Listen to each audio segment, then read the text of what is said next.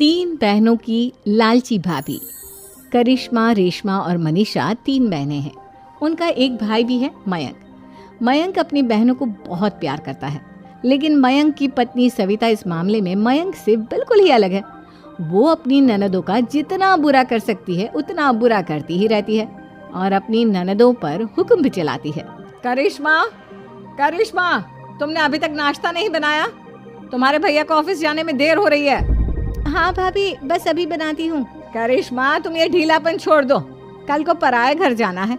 वहाँ अगर तुम इस तरह से काम करोगी तो लोग क्या कहेंगे कि माँ ने और भाभी ने कुछ सिखाया नहीं। और तुम्हारी दोनों बहनें कहाँ हैं? रेशमा मार्केट गई है और मनीषा सो रही है। क्या? सुबह के 8 बज रहे हैं और ये महारानी अभी भी सो रही है? ये कहते हुए सविता अपनी सास दुर्गा देवी के पास जाती है। माँ जी, देख रही हो अपनी बेटियों के तौर तरीके?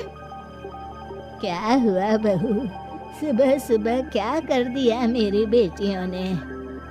अरे एक तो अभी अभी उठकर किचन में गई है, दूसरी सुबह सुबह बाहर चली गई और तीसरी अभी तक सो रही है। क्या करूं मैं इन तीनों का, मैं तो परेशान हो गई हूँ। जा जाकर उठा उसे और रेशमा से मैं बात करती हूँ। सविता सीधा मनीषा के कमरे में जाती है और उससे कहती है, महारानी जल्दी उठो, सूरज सर पर आ गया है। भाभी थोड़ी देर और सोने दो ना, मैं रात को लेट सोई थी। वो क्या ना, यूनिट टेस्ट चल रहे हैं। शराफत से उठती है या नहीं, या फिर पानी की भरी बाल्टी डालूं तेरे ऊपर? नहीं भाभी, मुझे बिस्तर में नहीं नहाना, उठती हूँ मैं। मनीषा जल्दी से उठकर बाथरूम में चली जाती है। सभी आराम से बैठकर नाश्ता कर रहे होते कि तभी रेशमा बाजार से हाथ में सामान लिए आ जाती है। रेशमा को देखते ही सविता उस पर बरस पड़ती है। लो, आ गई महारानी। ऐसा भी क्या सामान लाना था जो सुबह आंख मलते ही बाजार की तरफ रवाना हो गई? भाभी, कल आप ही तो चीख रही थी कि घर का सारा सामान मुझे ही लाना पड़ता है, घर में किसी को भी किसी काम से कोई लेना देना नहीं है। अब मैं बाजार जाकर सामान ले आई तो आपको इस बात से भी तकलीफ हो रही है? देख रही हो माँ जी, अपनी बेटी की जुबान कैंची से भी तेज चलती है। और मयंक, आप तो कुछ कहेंगे नहीं अपनी लाडली बहन को? रेशमा, अपनी भाभी से ऐसे बात नहीं करते। चलो माफी मांगो। भैया, मैं क्यों माफी मांगू? आप भाभी से बोलिए ना कि हम पर कम हुक्म चलाया करे। हम इस घर की बेटियां हैं और आपकी पत्नी की ननद है, नौकरानी नहीं। लो कर लो बात। इनकी भलाई के लिए कुछ भी बोलो तो इन्हें बुरा लग जाता है।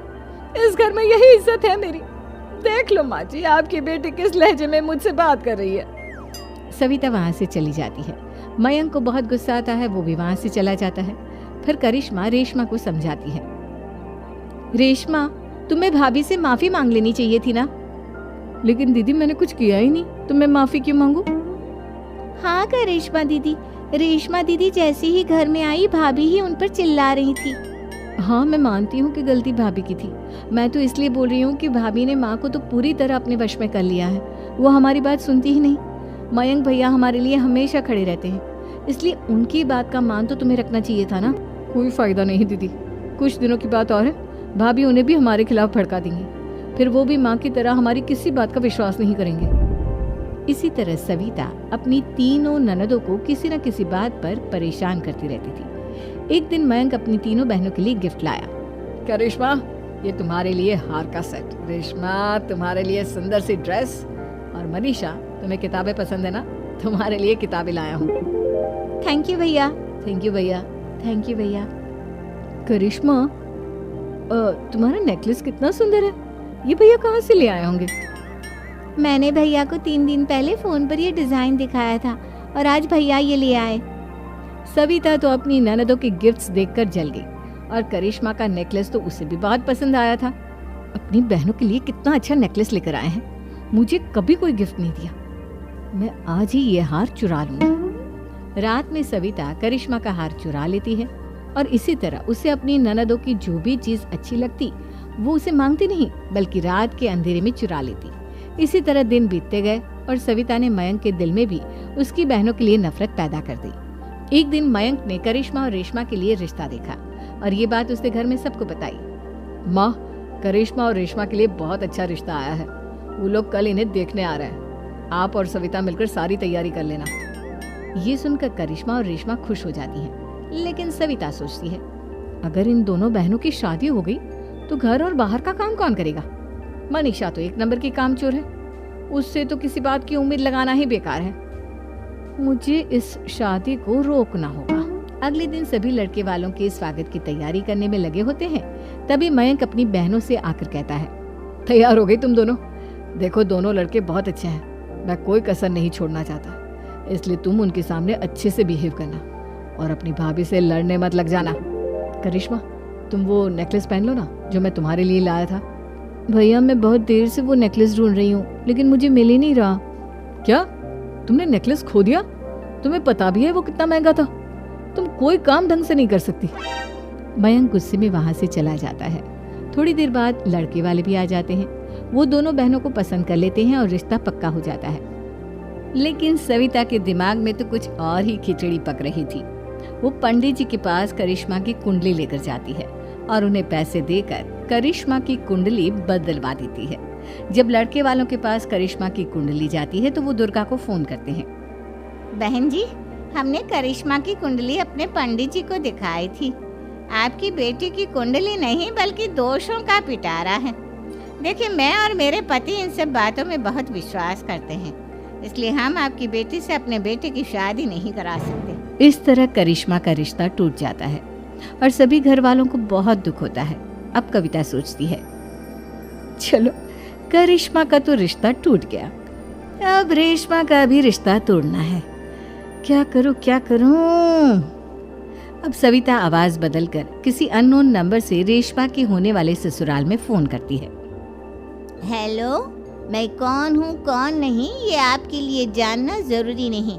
बस इतना सुन लो कि रेशमा का 2 साल से किसी के साथ अफेयर चल रहा है। बस रेशमा का रिश्ता तोड़वाने के लिए सविता का इतना कहना काफी था। अब रेशमा का भी रिश्ता टूट गया। मयंक और दुर्गा देवी ने रेशमा को खूब खरी खोटी सुनाई और उससे बार बार उस लड़के के बारे में पूछने लगी। आप दोनों मुझे क्यों परेशान कर रहे हो? अरे कोई लड़का होगा मेरी लाइफ में तो मैं बताऊंगी ना, जब कोई है ही नहीं तो कहाँ से लाऊं मैं कोई लड़का? तो तेरे होने वाले ससुराल वालों को फोन किसने किया था? माँ मैं नहीं जानती किसने फोन किया था, मैं सच कह रही हूँ। मैं तो पहले ही कह रही थी इसकी लगाम खींच कर रखो, लेकिन मेरी सुनता ही कौन है। आप चुप रहिए भाभी, ये सब आपका ही किया धरा है। अब तीनों बहनों को विश्वास हो जाता है कि ये सब उनकी भाभी ही कर रही है। तीनों बहनें अपनी भाभी को सबक सिखाने के लिए एक वकील कर लेती है और घर में हिस्सा मांगना। देखो भैया, माँ बाप की जायदाद में जितना बेटों का हक होता है उतना ही बेटियों का, इसलिए इस घर के 4 हिस्से होंगे और हमें अपना हिस्सा चाहिए। मैंने तुम्हारे लिए क्या क्या नहीं किया और तुम इस घर में हिस्सा मांग रही हो?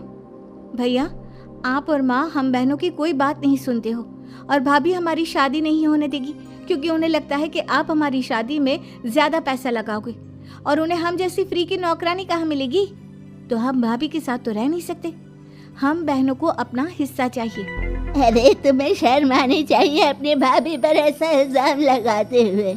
वो तुम्हारे बारे में कितना सोचती है। हाँ माँ, भाभी हमारे बारे में बहुत सोचती है, दिन रात बस यही सोचती रहती है कि किस तरह से अपनी तीनों ननदों को परेशान करूं और कभी मुझे पढ़ने भी नहीं देती। दोनों बहनों का रिश्ता भी तो इन्होंने ही तोड़वाया है और रात में हमारे कमरे में आकर हमारी चीजें भी चुराती हैं। इसी तरह सविता की तीनों ननदें अपनी बात पर अड़ी रही। अब कोर्ट में तारीख भी शुरू हो गई। जब सविता को लगा कि उसकी तीनों ननद इतनी आसानी से नहीं मानने वाली, तो उसने अपने पति और सास को सारी सच्चाई बता दी और अपनी तीनों ननद से माफी मांगी। मयंक और दुर्गा को भी अपनी गलती का एहसास हो गया। अब सविता खुद करिश्मा और रेशमा के लिए अच्छा रिश्ता ढूंढती है और उनकी शादी करवाती है।